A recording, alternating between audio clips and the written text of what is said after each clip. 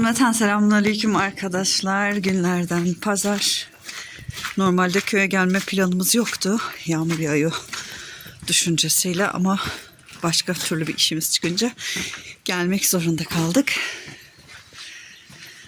Eşim işlerini halletmek için tarlaya gitti. Ben de kazanı yakayım dedim. Şimdi buradan odun alacağım. Önce kazanı yakacağım. Sonra mutfağa girip yemek hazırlığına başlayacağım. Sonra evi silip süpüreceğim. Hazır gelmişken. Oturulmasa da evler batıyor maalesef. O zaman ben hiç oyalanmayayım. Hemen işime başlayayım. Görüşürüz.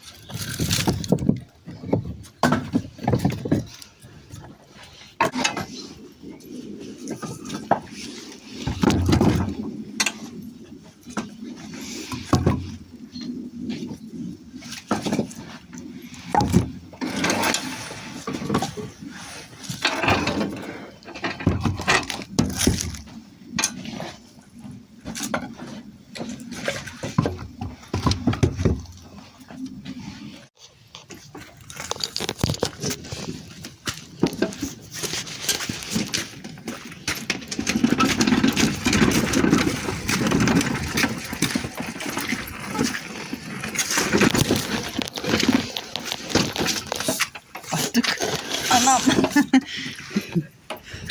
Şu arabayı kamerayı elimden bırakayım da taşıyayım, çıkartayım battığı yerden.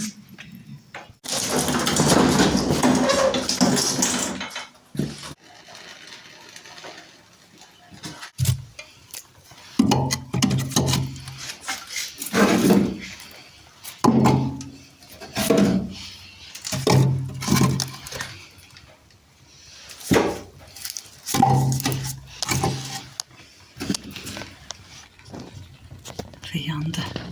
Buradaki çıralar ıslanmış. Ayakkabılıktaki çıralardan getirdim. Onlar bir türlü tutuşmayınca artık. Ama kuru çıralar çok şükür tutuştu.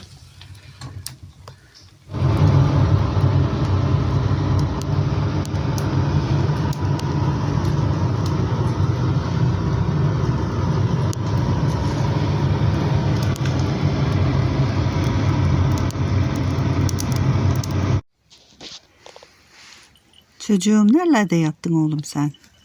Üstün başın perişan. Sakın üzerime değeyim deme bak. Sakın üzerime değeyim deme oğlum. Tamam seveceğim ben seni. Seveceğim ama biraz sonra, tamam mı oğlum? Üzerimi değiştireyim. Tamam mı kuzum?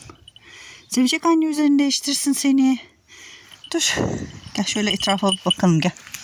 Dur. Atlama hemen. Gel. Önden git sen hadi. Git. Tamam gel.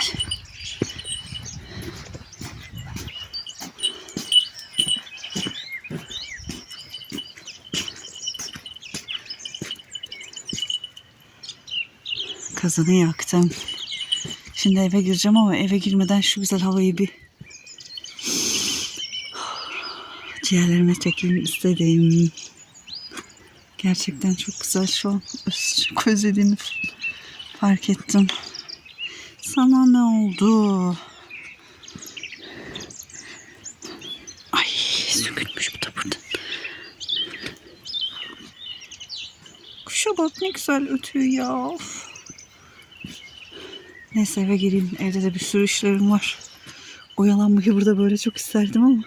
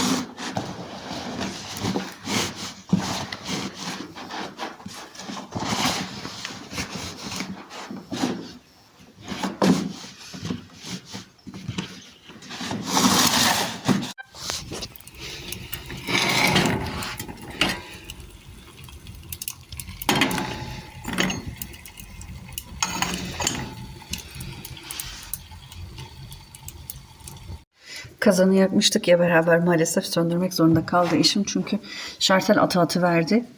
Böyle yağmurlu havalarda bizim elektrik tesisatında bir sıkıntı var galiba, sürekli şartel atıp duruyor.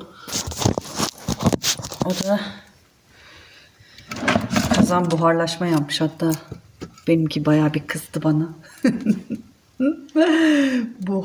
Buharlandı neredeyse, Allah göstermesin.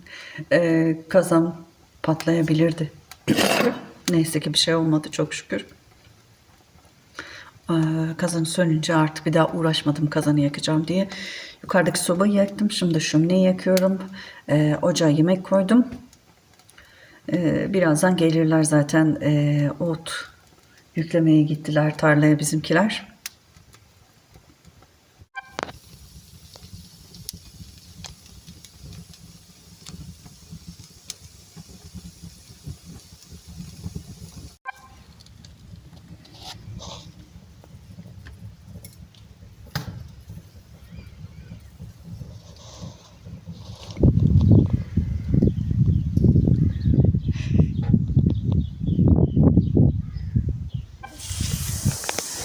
Sobam çok güzel yanıyor. Pilavı da sobanın üzerinde pişiriyorum.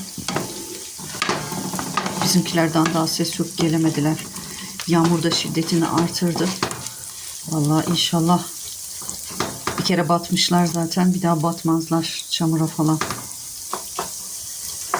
Aslında biz gelen adamlara bu havada girilmez tarlaya dedik ama koyunların otu bitmiş.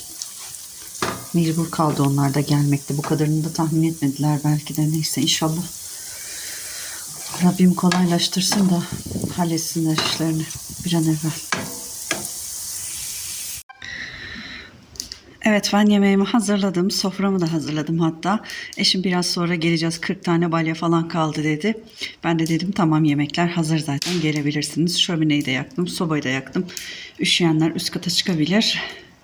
Bugünkü vlogumda bu kadar olsun.